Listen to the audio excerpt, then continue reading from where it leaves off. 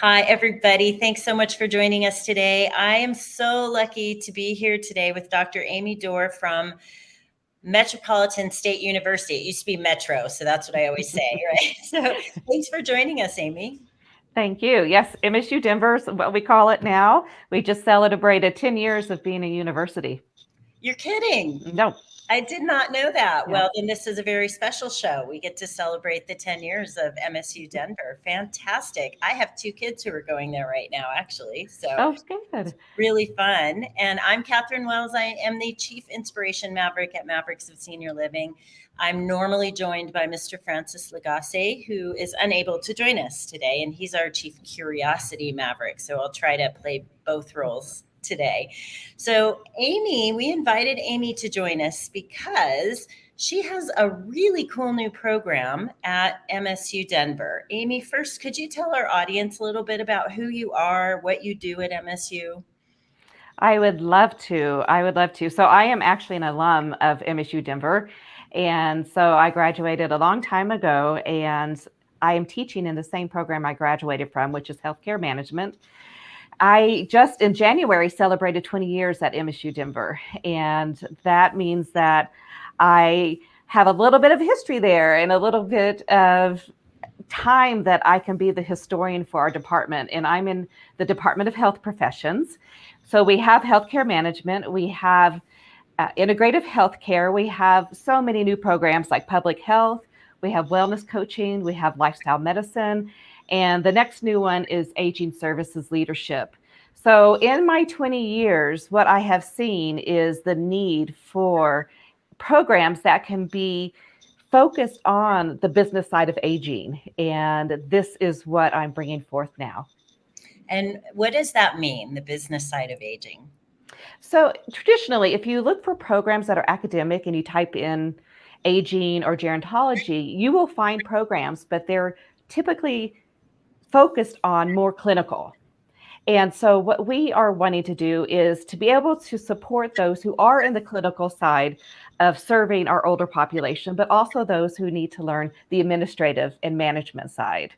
And so we actually had a program when I first started teaching.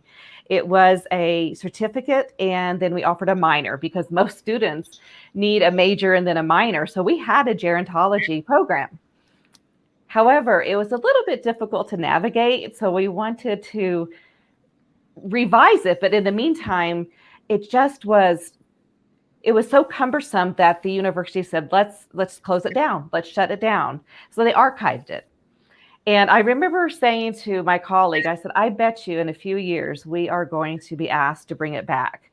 And sure enough, that happened. So when it happened, I said, I want something a little bit broader.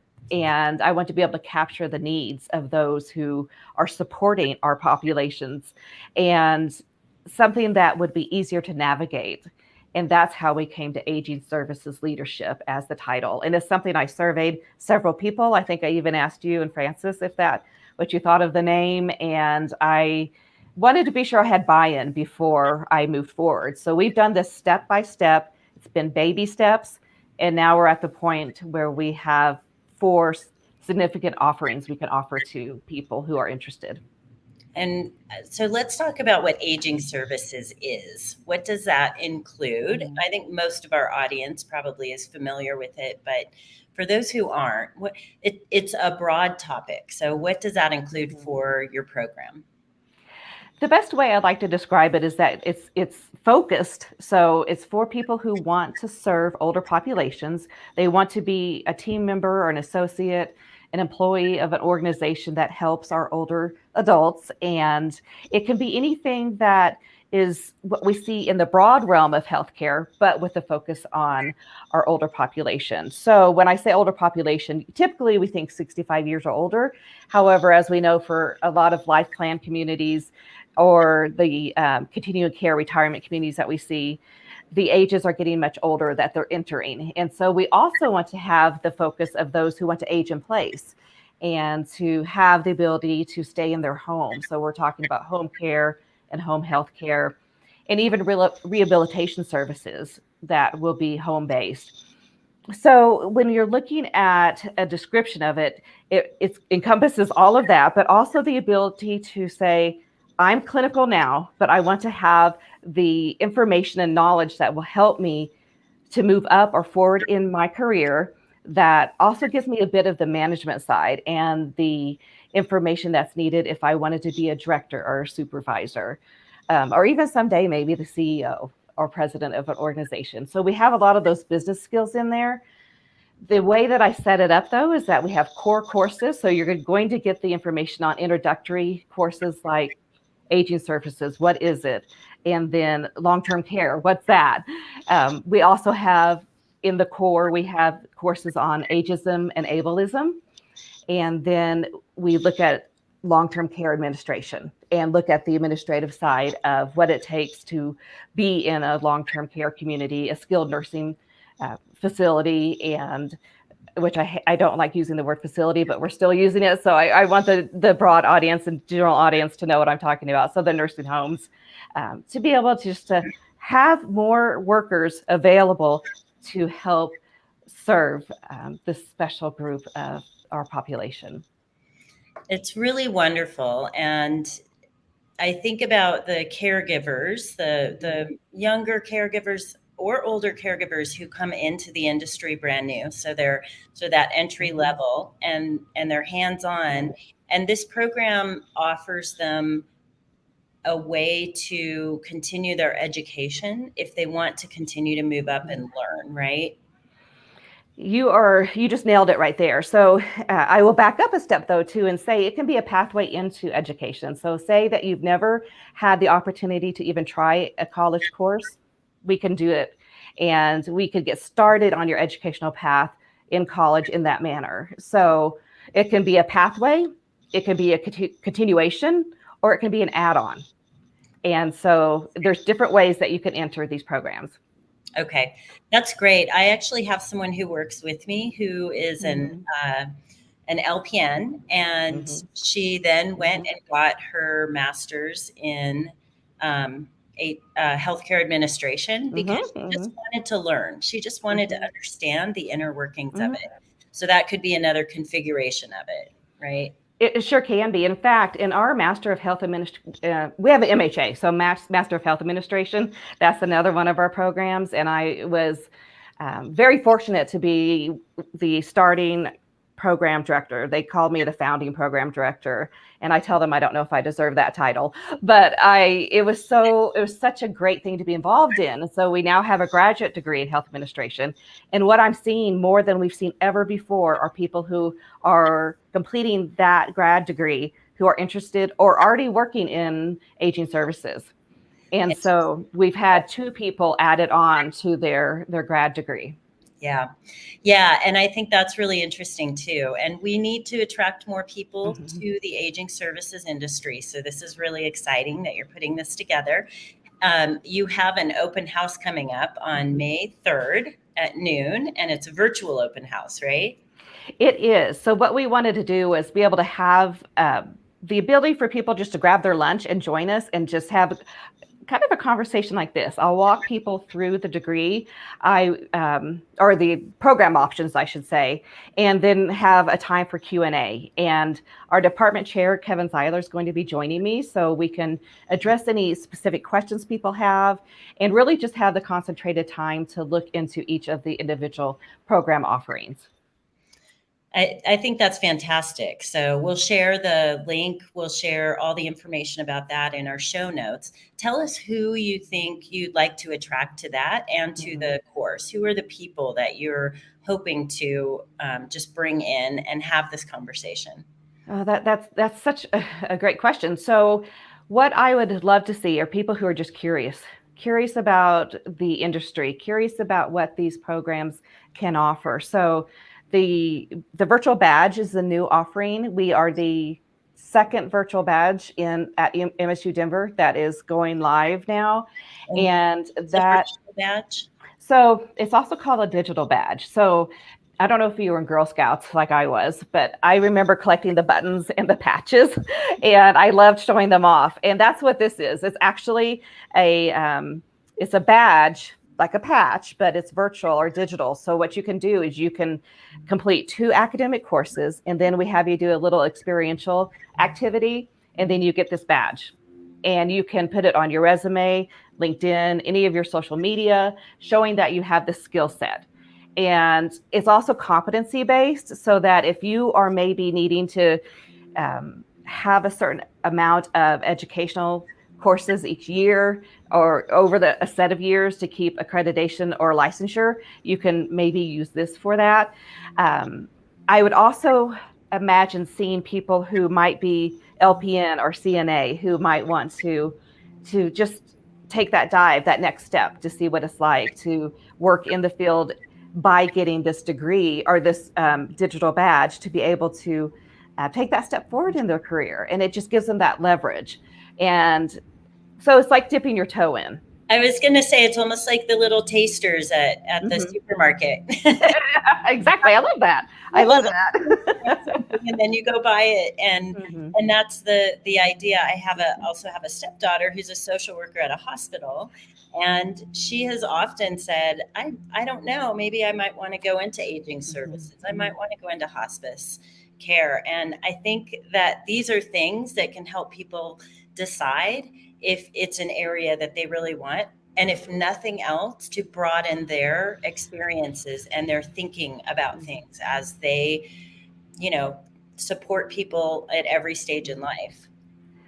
That is so true. And I think the other thing is we're finding out that some of the 2-year degrees that people, they achieved and they earned it, and they've been doing this for years and years, are finding out now that they do need more education. They need this to keep and maintain their job or their career. And so we want to be able to support that also. And it's interesting, when I teach the introductory course, I put statistics out there, and I say things, about our population actually is declining, but the growth of our aging our older population is growing. And then I give the statistics about where Colorado's at, and then look at the job statistics, and they have no idea. And then they get very excited. And that's what gets me so excited. And so that's also what I hope, that by attending the virtual open house on May 3rd, and then maybe considering diving into maybe the digital badge as, just the start, might be something that would help people decide. And I don't know about you, but it took me 6 years to get my bachelor's degree. And it's because I kept changing my mind. I just kept going back and forth. What do I want to do? I actually started nursing school, and then I thought, nope, I can't do that. But how do I stay in healthcare? And so I think if I would have had this option as a student, that would have been so much better for myself and for my parents. and everybody's checkbook. Exactly. It is definitely, but that's part of college too. That's part of university, is discovering what you want and what you want to do. And I think it's really interesting to have. I love the way you've set it up, because you have the little tasters, and you have people who are doing other things can just come check it out. And then if they want to continue on, there's the next level and the next level. And I see that you're continuing to build on top of that even as you go. So you're putting it all together. For those of you who don't know Dr. Dore, she's amazing to begin with. And the work that she does in putting this together, and really, this is very important work, putting together the education of people who are going to be taken care of, quite frankly, our parents usually. And, we want to have someone who's paying attention to all those fun statistics and sharing with us, so we're educated. I would love it. I don't know if I'm putting you on the spot, but do you know the statistics for Colorado? What does it look like for aging here? And I know at one point we were second or third in the country for the fastest growing population over 65. Right. So now we're fourth. So we're still up there. We're also one of the younger states. But we're seeing that change. And so we are now the fourth fastest growing state for the population of 65 and over. So that means, if you look at it, that's healthcare and the food services. Those are the number one jobs that are out there in demand right now. And this is the reason why. That's And so fascinating. it is. I see the growth trends as far as the implications also that it has. So it's one thing to say that we're the fourth fastest growing state for the 65 plus population, but what does that mean? What are the implications of that? So if we look at the housing market right now, if we look at the economy, our labor force, it can all point back to aging services and our growing population of 65 plus. Yeah, and I would say for people who are listening, if you haven't already experienced taking care of someone who is needing some aging care, aging services, you probably will in your lifetime, and you probably will need it yourself at some point in your lifetime. So these are the things that we want to be paying attention to so that we have an amazing life and continue to have an amazing life as we age. One question I have, is this a virtual class? Could people from other states take it? I am so happy you brought that up because yes, so all of these. So I will. So we have the virtual/digital badge.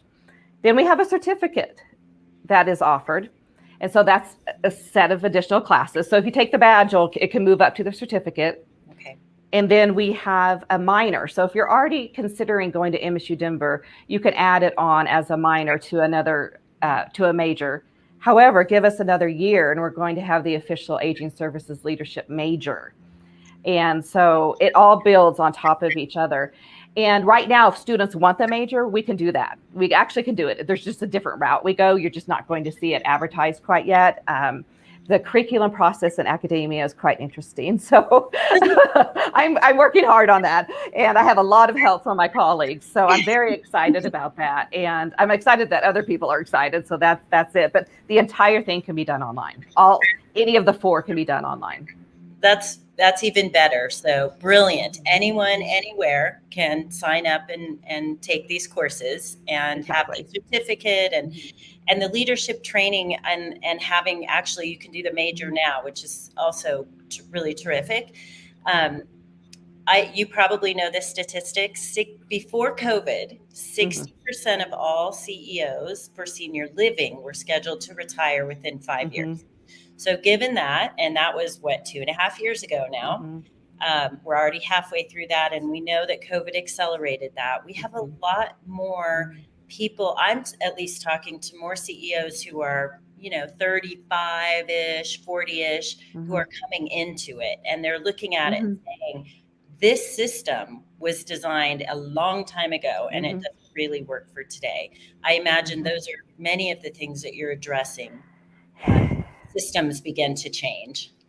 Exactly. It's so true. I mean, we had the labor force shrink and the pandemic just accelerated that as far as the retirees. We had people that probably would have stayed in the workforce a bit longer, but with the pandemic, they decided to retire. And we don't really necessarily know if they're coming back yet. And what I encourage anyone working in human resources who have the ability to create job postings is to consider a different mindset of workers. And so that means that we're used to the full-time Monday through Friday, 8 to 5 schedule. How can we move away from that to attract those who still would like to work, who are still, they have the knowledge, they are very loyal, they want to still give back to the community. And so that is just one thing I'm trying to teach my students is, don't just close the door. Let's think of different ways. But the other thing that I'm trying to teach the students is that they're the change agents of our world right now. And they're the ones that are going to change our systems and to also shake up our policies and the regulations. And I'm actually seeing it happen. I actually had advising with 2 students yesterday, one who is actually already working in the industry, and she created her own IT company and is developing websites. And she has a whole vision for her career that is different than anything that we've probably seen. And it just made me so excited about that. Then I have another student saying, I'm open. Tell me what I need to do. Oh, wow. And so it is really, really exciting to see that. And I don't know that people really know that, additional statistics, like for our the amount of spending for people 65 plus supports 3 jobs for every 10 people who are 65 and older. And so this is like bam. And then health services, it's estimated 1 job for every 10 people 65 and over. So, this is again where the jobs are coming from. And this data was just released by the Colorado Department of Local Affairs. So data we have right now that's with us. That's wow. Those are impressive, interesting numbers. They make an impression on you to really think about.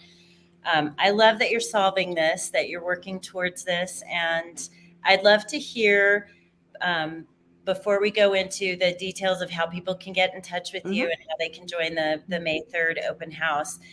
Tell me a little bit about why you did this. Now, we all know that it's also your job, so you're doing it because you are who you are and you have this passion, but what really drove you to do this? My goodness. I was blessed to be raised by a mother and father who are still married, and they were very close to their parents. My dad was in the Navy, and so every time he was deployed, my mother would go back to one set of parents. And it was usually my mother's parents, so my maternal grandparents. And so I kind of had 2 sets of parents raising me, or 3 sets if you consider both grandparents and my parents. And so I was always around my grandparents and my great-grandparents. I was in my 40s until I lost my last grandparent. So I just had them in my life for so long. And I also had the blessing of being able to help my grandparents through their final seasons of life. And that changed me dramatically. So I knew from the start, somehow I wanted to be involved in helping our older population. I didn't know how. So I first assumed it was through nursing. I just thought, well, that's the way it's going to happen. And got found out that I was not cut out for nursing. So along with all my science credits, I switched gears and ended up going to Metro and got my degree in healthcare management and thought, well, I'll just start working in healthcare. And then I went on to get my master's, and my thesis was on respite care for caregivers. And so we had a lot of the sandwich generation. Yeah. And so I started researching that. And that's also when I started teaching. So I decided, if I was to be allowed to have permission to work with the academic part of any degree that had to do with gerontology or aging services, I would be the one. So it's kind of like you get tagged to be it. And it took a long time. Because, as I say, how do you make aging or gerontology sexy? I mean, so it's something that I think really the pandemic took. I think if there is anything good that comes out of the pandemic, would be it really shined a light on what's happening in our communities and what's happening to our older population. And we have also a younger generation that wants to change that. So I just kind of grabbed onto that. And, in the meantime, when I was finishing my doctorate degree, I did a dissertation, and it happened to be on healthcare provided in rural areas. And so if you think about it, in rural areas, the population is usually older. And so again, the connection just in a different way for me. So that's really how I got involved. And I also, we had my grandmother on my paternal side live with us when I was in college. And we ended up needing to move her to assisted living. And at first, she wouldn't stay the night. We got her in an amazing place. It's one of the Christian living communities that we moved her into, and she wouldn't stay the night. And I don't blame her. She was a widow. She was lonely, and so we moved her in, and then she started liking. She liked playing bingo. She liked the good meals, and then so she would stay overnight. But we still would bring her home almost every weekend, and we did that until she passed away. And so I just had this great influence, not only of family, but then the good experiences of my job. And then I started volunteering at Christian Living Communities. And I did that for almost 10 years. And then I joined, they asked me to be on their board of directors. Oh, wow. And so, Congratulations. Thank you. Thank you.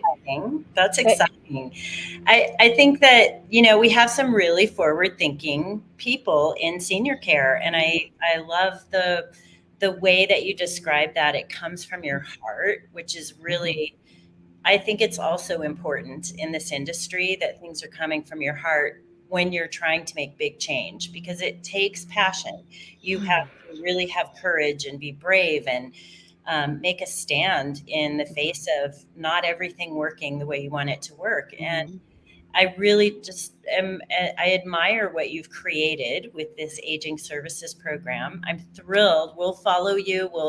We'll continue to talk with you and hear how it's going and hear what your students are saying. So let's talk about your open house. I will put a link in the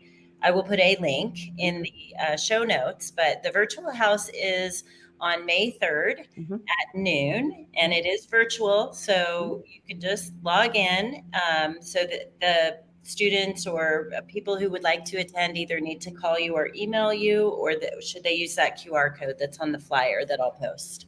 Yes, and I actually created a new flyer, so I'll send that to you. It might be a little bit more user-friendly, but I do have a Zoom link, so if people, it will be on the flyer, and they can use the QR code from the original flyer.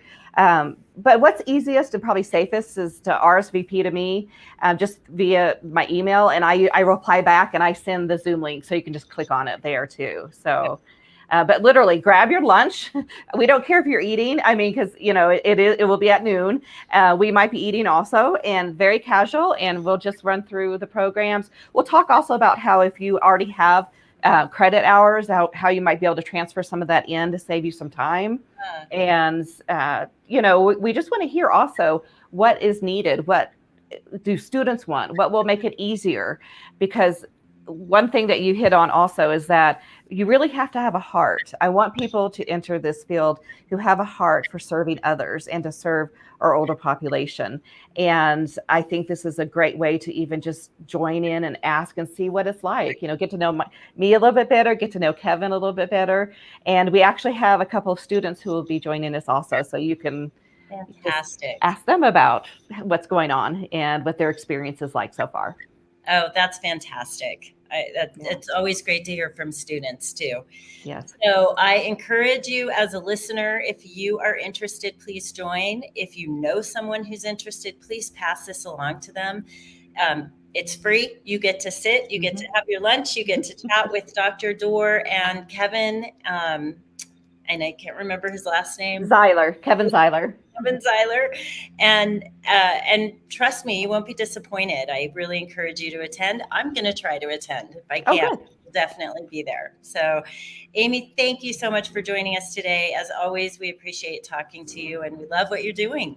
Oh, thank you for the opportunity. Thank you for supporting me. This is why it's happening. It's like I said to everyone who knows me, if I could have one legacy, it will be that I was able to introduce people to an industry that I love, a population that I love, and just to be able to serve others. And so thank you for this opportunity today. You are so welcome. All right. Tune in next week. We have some other surprise guests next week, and really exciting. And Francis will be back with us then. So hope to see you then. Thank you. Thank you.